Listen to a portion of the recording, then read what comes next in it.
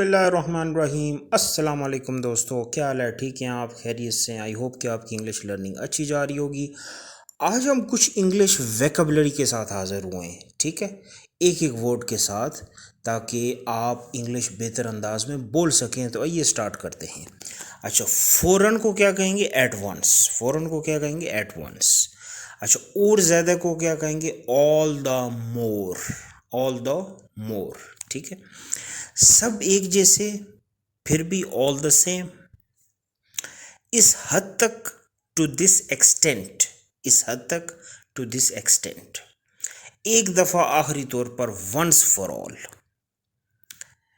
दिल और रूह के साथ, विद हर्ट एंड सोल। इसको दोस्तों आप फ्रेसिस भी कह सकते हैं, ये फ्रेसिस हैं, ठीक है।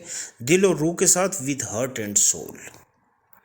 विद व्यू इन, किसी गर्ज से इसके साथ, इसको क्या कहेंगे? With view in. याद में, खुशी में, इन द ऑनर ऑफ, ठीक है। कोई मर जाता है, उसके लिए तकरीब रखी जाती है, तो वो कहते हैं इन द ऑनर ऑफ फलाना फलाना, उसके ऑनर में तकरीब रखी गई है। की तरफ, bye the side of.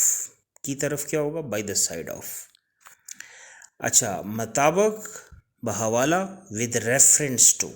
With reference to. करने के वास्ते, की खातिर क्या होगा? For the sake of. For the sake of, ठीक है। करने की गर्ज से, एक नज़र के साथ, in order to, with a view to, ठीक है। बेखबर, आगाह नहीं, अनअवेयर ऑफ। घर की जानिब, ऑन द वे होम।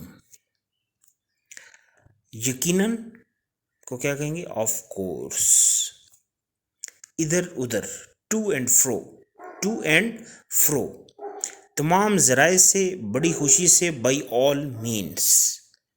के बजाय इंस्टेड ऑफ। की तलाश में, in search of. In the pursuit of, की तलाश में। ठीक है दोस्तों, आज के लिए इतना ही था। कल मिलते हैं एक नए लेसन के